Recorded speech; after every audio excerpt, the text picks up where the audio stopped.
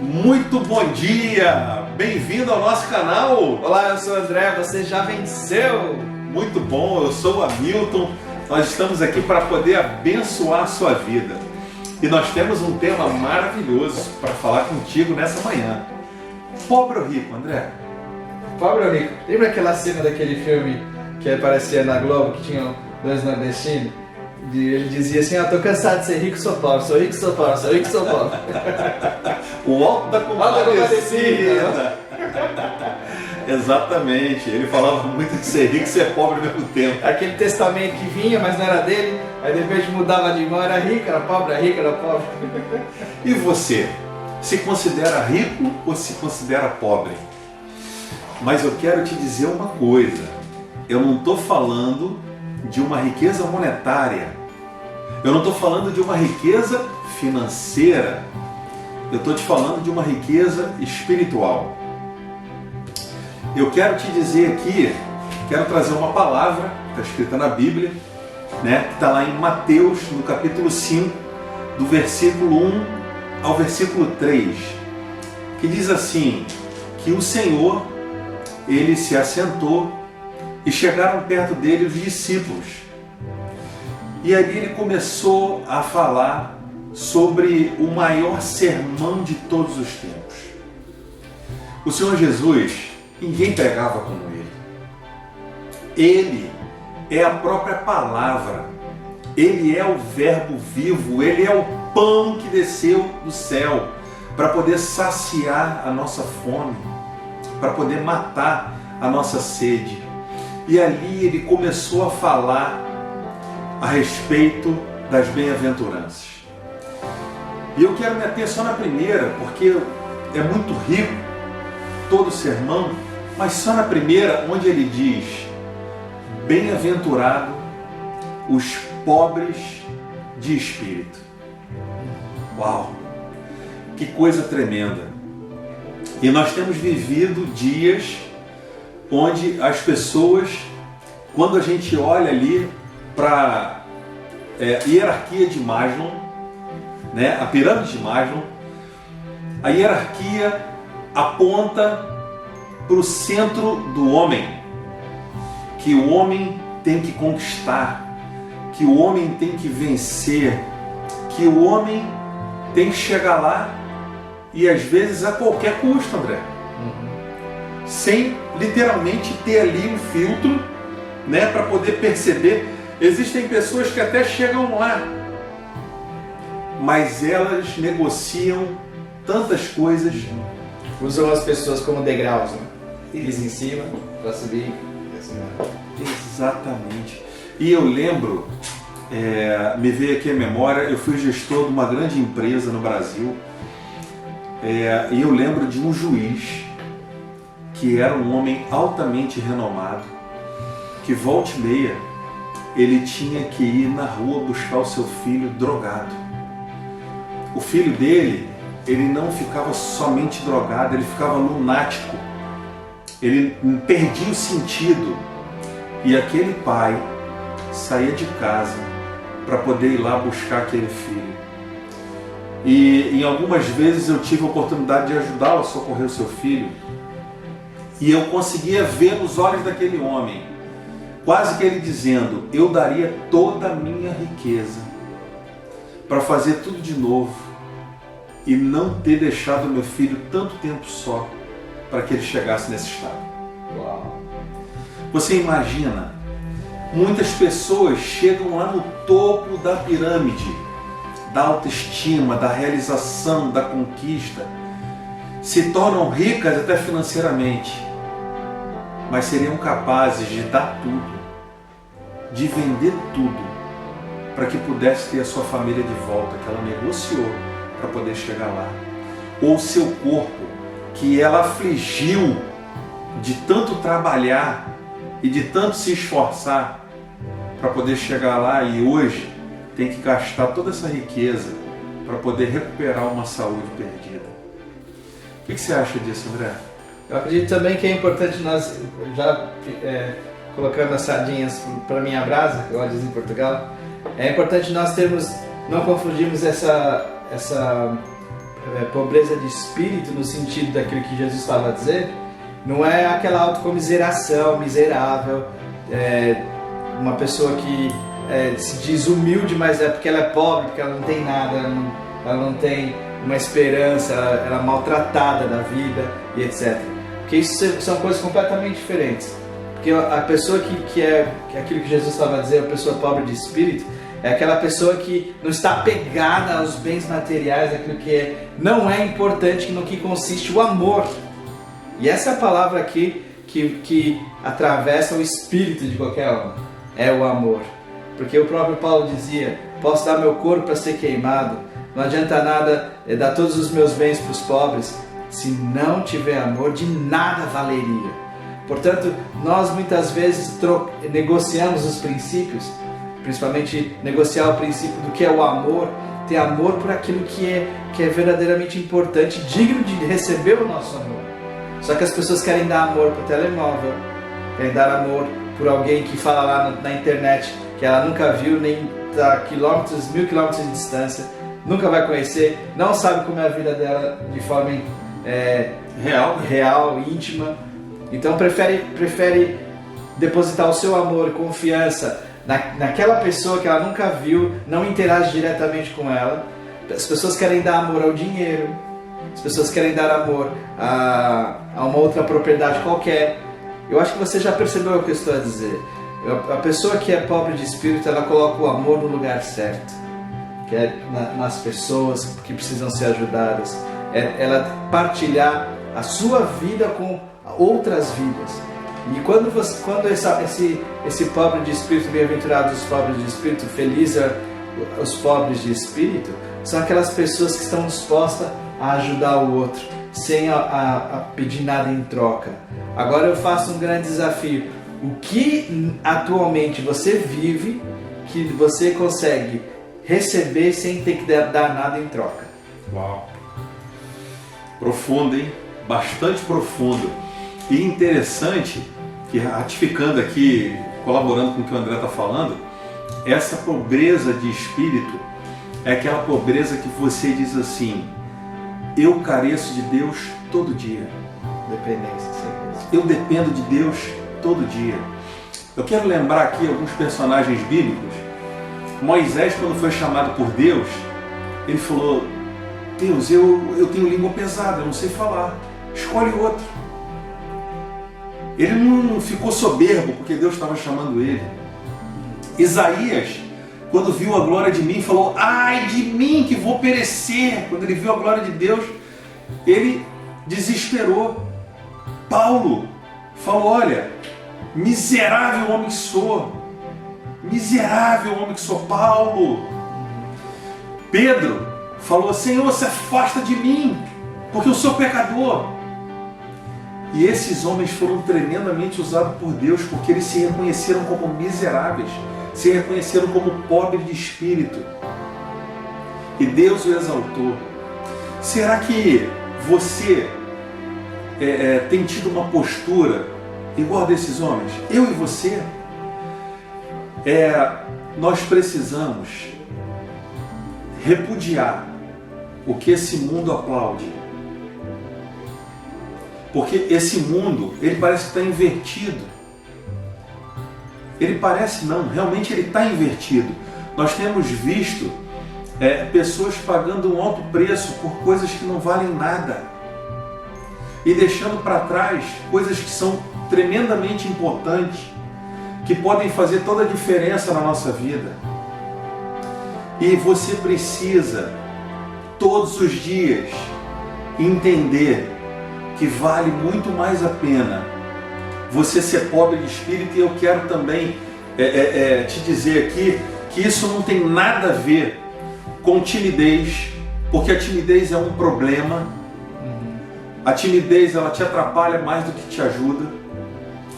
Isso não tem nada a ver com a pobreza financeira, porque a pobreza financeira pode ser um problema de preguiça, pode ser um problema de falta de planejamento, pode ser um problema até mesmo espiritual, porque o dinheiro é algo tremendamente espiritual. Trauma, pode ser trauma.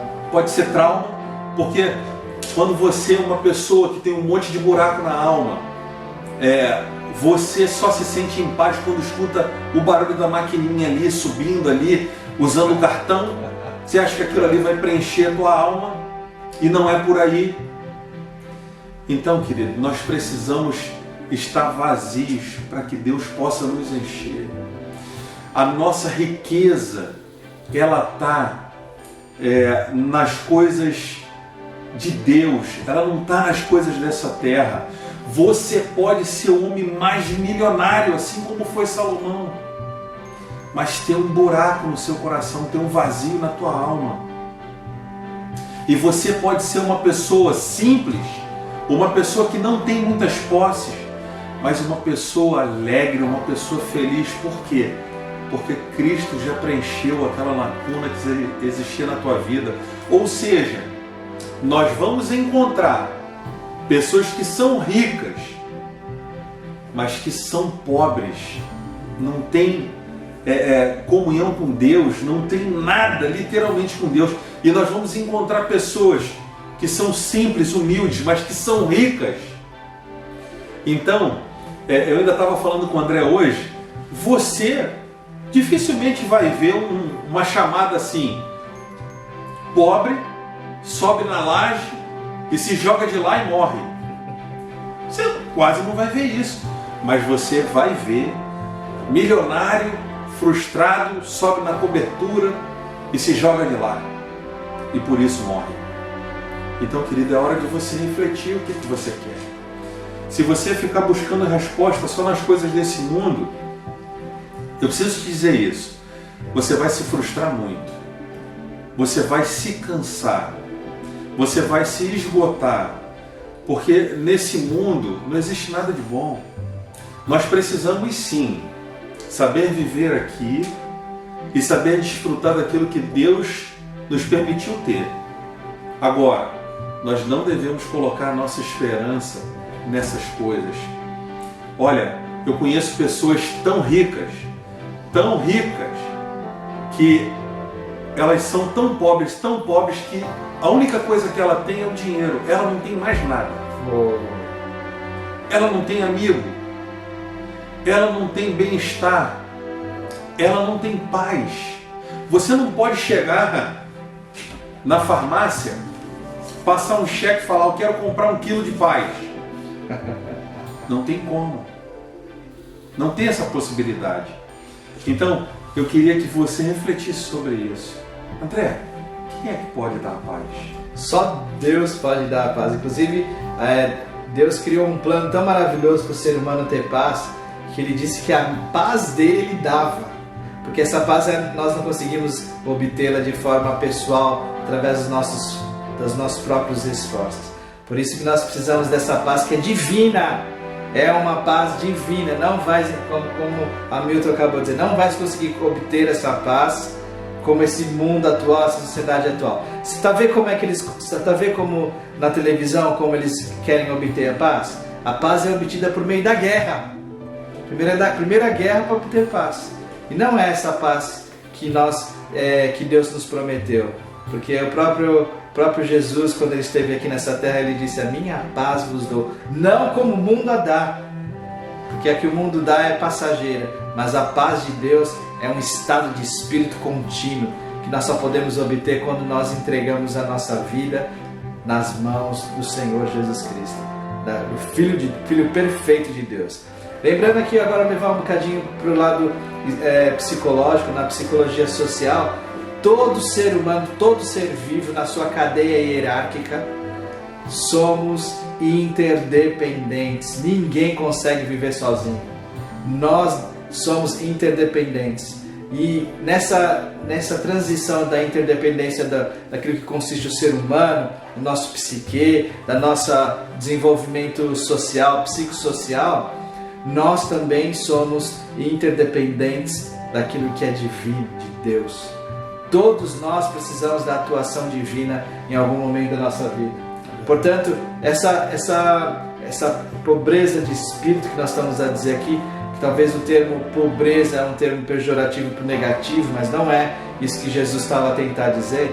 Ele estava a dizer, esse pobre de espírito é aquele que está disposto a negar a si mesmo em prol daquilo que é possível nós fazermos para o outro, onde quando a prioridade, o outro não é você. Atenção no que eu disse, quando o outro não é você. Então essa é quando nós nos humilhamos, quando nós estamos dispostos a nos diminuir para que o outro cresça, quando nós damos oportunidade para outra pessoa, quando nós temos algum recurso que Deus nos dá, além do que nós precisamos, é porque Deus nos dá para cooperar, ajudar os outros.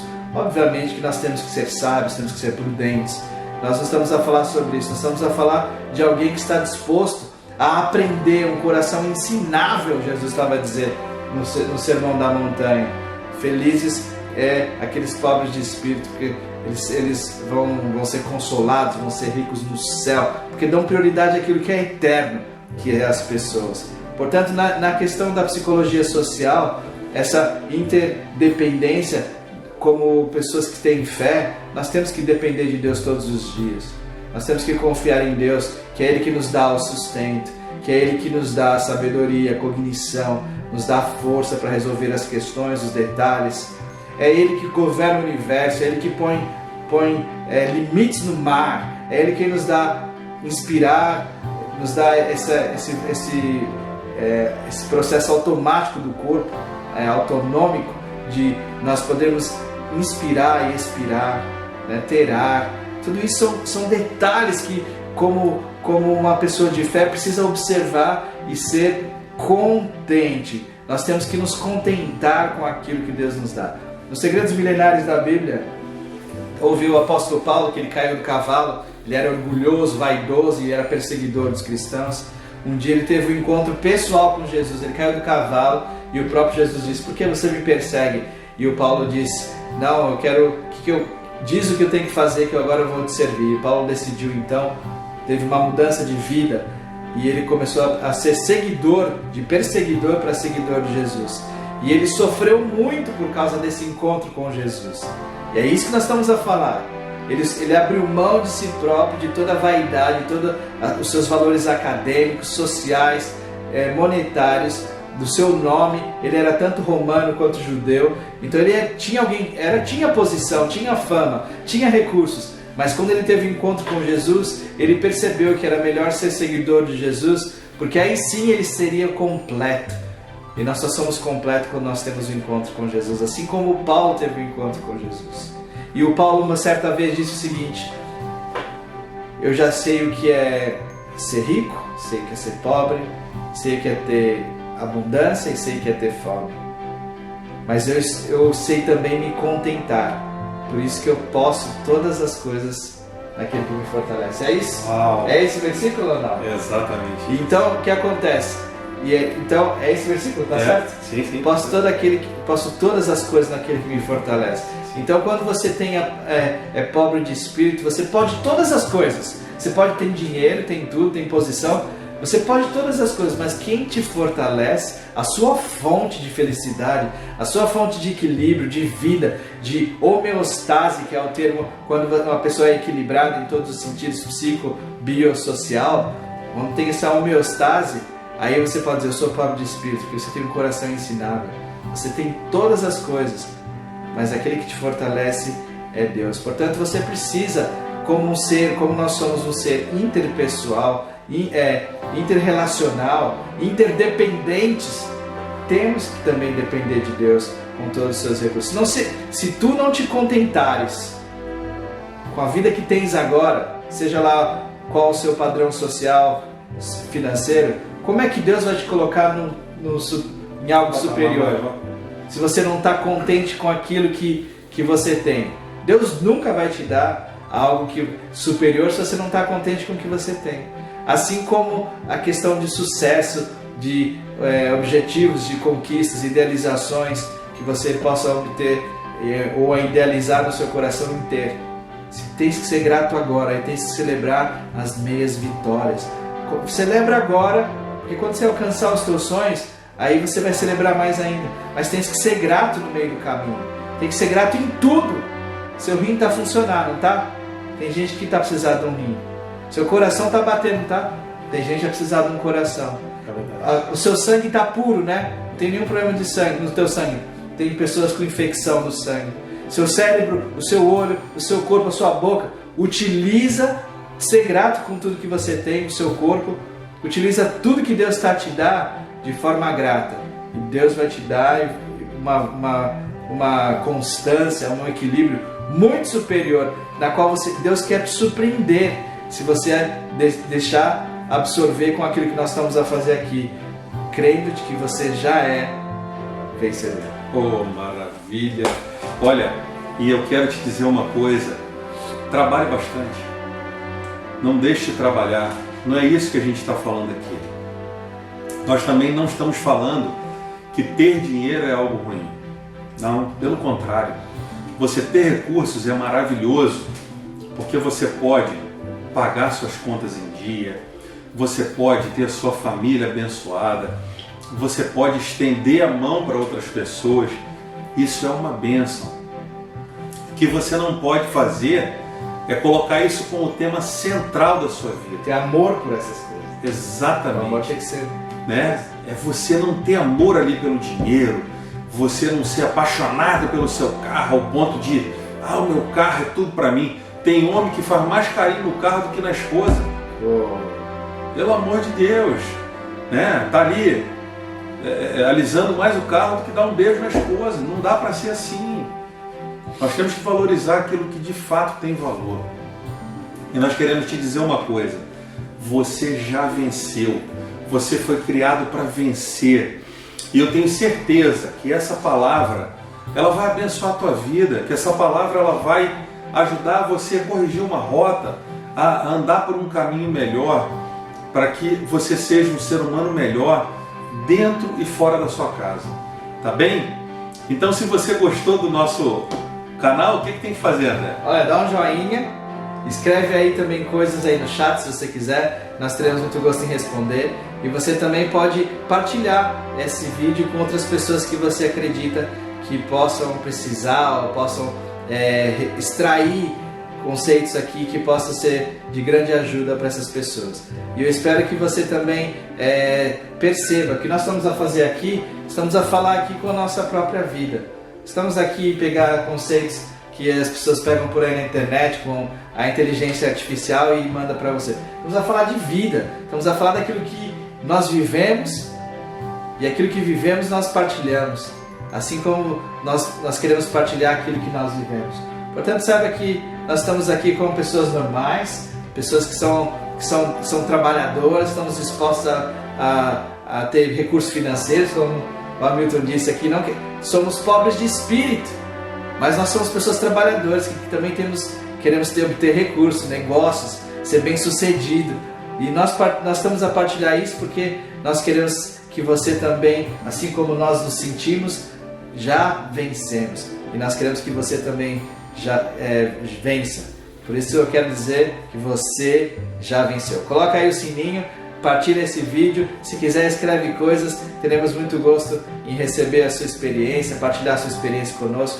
Estamos aqui para si. Você já venceu. Deus te abençoe. Muito bom. Até logo.